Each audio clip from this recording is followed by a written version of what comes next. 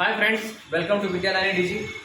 दोस्तों, आज का हमारा टॉपिक है हाई कोर्ट। जैसा कि आप जानते हैं, हमारे देश की न्यायिक प्रक्रिया चलती है सुप्रीम कोर्ट, हाई कोर्ट और लोअर कोर्ट। सुप्रीम कोर्ट के बारे में आपको बताया जा चुका है। आर्टिकल 124 से 147 के बीच में उसका जिक्र है, जिसमें 124 में है सुप्रीम कोर्ट का गठन। ठीक उसी प्रकार हाई कोर्ट का भी जिक्र है आर्टिकल 214 में। 214 जो आर्टिकल है वो कहता है कि राज्यों के लिए हाई कोर्ट होगा। ठीक है, यानी कि भारत में जितने भी राज्य हैं सभी राज्यों के लिए एक एक हाई कोर्ट होगा। जिस राज्य में हाई कोर्ट नहीं है, जनसंख्या कम है और वहाँ हाई कोर्ट की व्यवस्था नहीं है, तो वो किसी और हाई कोर्ट के साथ में, किसी और राज्य के हाई कोर्ट के साथ में अपने हाई कोर्ट को शेयर करते हैं। जैसे कि आर्टिकल 214 कहता है कि राज्यों के लिए हाई कोर्ट। ठीक है, इसके बाद आर्टिकल 216 क्या कहता है? आर्टिकल 216 कहता है हाई कोर्ट का गठन। हाई कोर्ट का गठन, हाई कोर्ट का गठन का मतलब ये होता है, गठन मतलब स्ट्रक्चर, मतलब उसका बिल्डिंग नहीं, मतलब उसमें बैठे हुए जज और मुख्य न्यायाधीश। ठीक है, तो सबसे पहले आप देखिए कि हाई कोर्ट में जजों की नियुक्ति और मुख्य न्यायाधीश की नियुक्ति कैसे होती है। ठीक है, तो हाई कोर्ट में जो मुख्य न्यायाधीश की नियुक्ति होती है वो भी राष्ट्रपति के द्वारा ही होती है, वो भी भारत के राष्ट्रपति ही करते हैं। अब भारत के राष्ट्रपति को पता तो नहीं है कि किसको नियुक्त करना है, कैसे नियुक्त करना है, तो भारत के राष्ट्रपति अपने साथ में चीफ जस्टिस ऑफ इंडिया को रखते हैं। ठीक है, हाई कोर्ट के मुख्य न्यायाधीश की नियुक्ति में भारत के राष्ट्रपति रहते हैं, भारत के चीफ जस्टिस ऑफ इंडिया रहते हैं। ठीक है, सुप्रीम कोर्ट के मुख्य न्यायाधीश। यानी इसके अलावा जिस राज्य के लिए, जिस राज्य के मुख्य न्यायाधीश की नियुक्ति होनी है, उस राज्य के गवर्नर होते हैं। उस राज्य के गवर्नर यानी कि राज्यपाल। जिस राज्य के मुख्य न्यायाधीश की नियुक्ति होनी होती है उस राज्य के गवर्नर होते हैं। तो हाई कोर्ट के जो चीफ जस्टिस होते हैं उनकी नियुक्ति में कौन कौन मेंबर आए? राष्ट्रपति आए, मुख्य न्यायाधीश आए और गवर्नर आए। गवर्नर कहाँ के गवर्नर? जिस राज्य में होना है, मान लीजिए बिहार में होना है तो बिहार के गवर्नर, झारखंड में होना है तो झारखंड के गवर्नर। ठीक है, अब गवर्नर जो है, गवर्नर और चीफ जस्टिस ऑफ इंडिया से राष्ट्रपति सलाह लेते हैं कि बताइए हाई कोर्ट में जितने भी जज हैं उन जजों में किस व्यक्ति को वहां का मुख्य न्यायाधीश जो है नियुक्त किया जाए। फिर इनकी सलाह में राष्ट्रपति उस व्यक्ति को हाई कोर्ट का चीफ जस्टिस, मुख्य न्यायाधीश के रूप में, chief justice of high court, chief justice of India नहीं, chief justice of high court के रूप में उसको नियुक्त कर देते हैं। ठीक है, इसका जिक्र आर्टिकल 216 में है। अब 216 में तो आपके थ्रू आपको हाई कोर्ट के चीफ जस्टिस तो हो गए, अब हाई कोर्ट के जज की भी नियुक्ति होगी।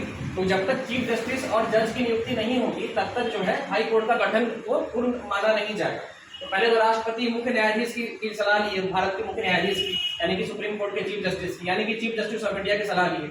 उसके बाद गवर्नर की सलाह लिए, किस कहाँ के गवर्नर, जिस राज्य के मुख्य न्यायाधीश की नियुक्ति होनी है। ठीक है, अब यहाँ पे उस राज्य के हाई कोर्ट के मुख्य न्यायाधीश की नियुक्ति हो गई। अब वहां के जज की नियुक्ति होगी। तो जज की नियुक्ति कैसे होगी? तो हाई कोर्ट के जज की नियुक्ति के लिए पहले तो क्राइटेरिया है। क्राइटेरिया क्या है? पहला क्राइटेरिया है कि वह व्यक्ति कम से कम 10 वर्ष तक, कम से कम 10 वर्ष तक हाई कोर्ट में एज ए वकील काम किया हो, एज ए वकील, एज ए एडवोकेट काम किया हो 10 वर्ष तक। ठीक है, दूसरा क्राइटेरिया क्या है कि वह व्यक्ति, या फिर ये पहला क्राइटेरिया है, या दूसरा क्राइटेरिया है कि या फिर वो 10 वर्ष तक किसी लोअर कोर्ट में जज के रूप में काम किया हो। लोअर कोर्ट मतलब डिस्ट्रिक्ट कोर्ट, जज के रूप में किसी डिस्ट्रिक्ट कोर्ट में काम किया हो। ठीक है, तीसरा क्राइटेरिया है कि राष्ट्रपति की नजर में कानून का अच्छा जानकार हो। अब आप देखिए यहाँ पे 10 वर्ष तो वकील, हाई कोर्ट में बहुत सारे वकील ऐसे होंगे जो 10 वर्ष तक वकालत कर चुके होंगे, और लोअर कोर्ट में बहुत सारे जज ऐसे होंगे जो कि 10 वर्ष तक एज ए जज काम कर चुके हैं। सभी लोग बोलेंगे कि मैं एलिजिबल हूँ, मुझे बनना है हाई कोर्ट का जज। तो यहाँ पे तीसरा जो पॉइंट है कि वह राष्ट्रपति की नजर में विधिवेता हो, मतलब कानून का अच्छा जानकार हो। अब मान लीजिए कि 50 लोगों में 48 लोगों ने कहा कि हम एलिजिबल हैं, तो राष्ट्रपति जी ने कह दिया कि नहीं, एलिजिबल हो ठीक है, पर मेरी नजर में तुम अच्छे विधिवेता नहीं, तो बच्चे जो 2 रहेंगे उनको ही नियुक्त किया जाएगा।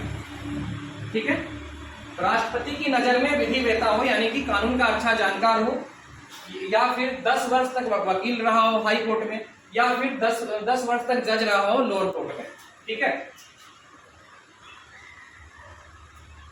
ये क्राइटेरिया है हाई कोर्ट के जज का। ये तो क्राइटेरिया है। अब जो व्यक्ति इस क्राइटेरिया को फुलफिल कर रहा है, अब उसकी नियुक्ति कैसे होगी? तो नियुक्ति में फिर यहाँ पे जो हाई कोर्ट के जज की नियुक्ति होगी उसमें भी राष्ट्रपति रहेंगे, क्योंकि नियुक्ति राष्ट्रपति ही करते हैं। चीफ जस्टिस ऑफ इंडिया रहेंगे, उस राज्य के राज्यपाल रहेंगे जिस राज्य के लिए हाई कोर्ट की जज की नियुक्ति होनी है। इसके अलावा chief justice of high court भी रहेंगे। अभी तो आपने देखा कि पहले हाई कोर्ट के जो चीफ जस्टिस की जो नियुक्ति हो गई, तो अब जो पैनल में रहेगा अब ये भी रहेंगे। तो यानी कि जब हाई कोर्ट के मुख्य न्यायाधीश की नियुक्ति होनी है तो 3 लोग मिलकर करेंगे, राष्ट्रपति, चीफ जस्टिस ऑफ इंडिया और उस राज्य के गवर्नर। और जब हाई कोर्ट के जज की नियुक्ति होनी है तो 4 लोग मिलकर करेंगे, राष्ट्रपति, chief justice of India, governor और उस राज्य के मुख्य न्यायाधीश। लेकिन फाइनल जो सिग्नेचर होगा, फाइनल जो साइन करेंगे, मतलब नियुक्ति जो करेंगे, वो राष्ट्रपति करेंगे। तो अगर आपको क्वेश्चन आएगा एग्जाम में कि हाई कोर्ट के जज की नियुक्ति कौन करते हैं, तो राष्ट्रपति करते हैं। हाई कोर्ट के मुख्य न्यायाधीश की नियुक्ति कौन करते हैं, तो राष्ट्रपति करते हैं। सुप्रीम कोर्ट के जज की नियुक्ति कौन करते हैं, तो राष्ट्रपति करते हैं। सुप्रीम कोर्ट के चीफ जस्टिस की नियुक्ति कौन करते हैं, तो राष्ट्रपति करते हैं। ठीक है, मुझे लगता है ये पॉइंट आपको समझ में आ गया होगा। अंतर क्या है अब हाई कोर्ट और सुप्रीम कोर्ट के में? अंतर ये है कि हाई कोर्ट के जज की नियुक्ति करते हैं राष्ट्रपति, मुख्य न्यायाधीश की भी नियुक्ति करते हैं राष्ट्रपति। सुप्रीम कोर्ट के जज की भी नियुक्ति करते हैं राष्ट्रपति, मुख्य न्यायाधीश की भी नियुक्ति करते हैं राष्ट्रपति।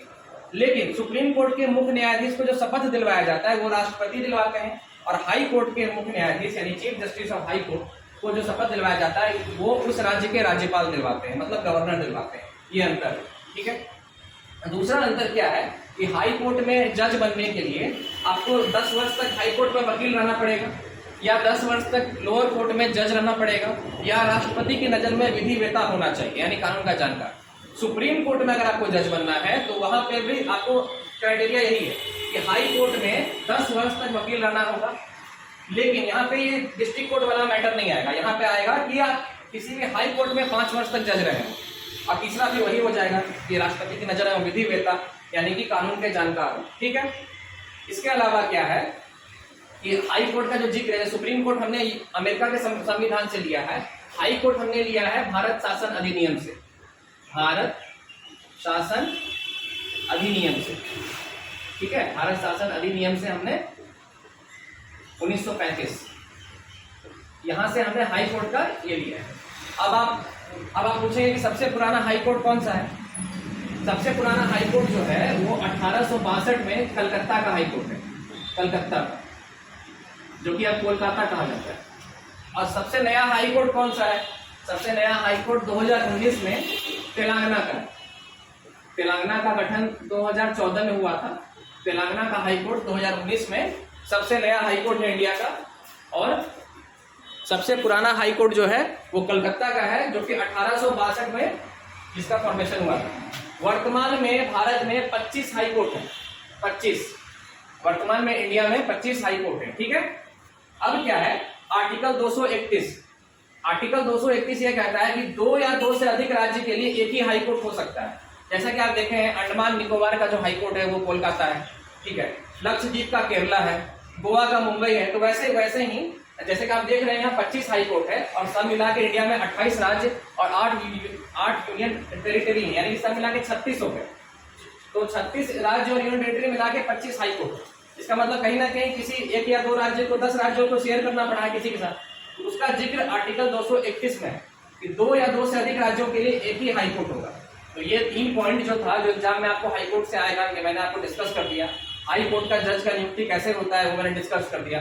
हाई कोर्ट और सुप्रीम कोर्ट में बेसिक अंतर क्या है वो मैंने आपको बता दिया। फिर से एक बार रिकॉल कर देता हूँ कि हाई कोर्ट में जज बनने के लिए 10 वर्ष वकील होना चाहिए हाई कोर्ट में ही, या 10 वर्ष जज होना चाहिए लोअर कोर्ट में ही, या फिर कानून का जानकार हो राष्ट्रपति के दृष्टि में।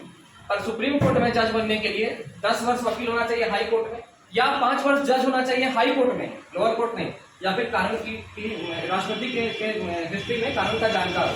ठीक है, ये आपका पॉइंट था। इसके अलावा सुप्रीम कोर्ट आर्टिकल 32 के तहत रिट जारी कर सकता है, जो कि आपके मौलिक अधिकार की रक्षा करता है।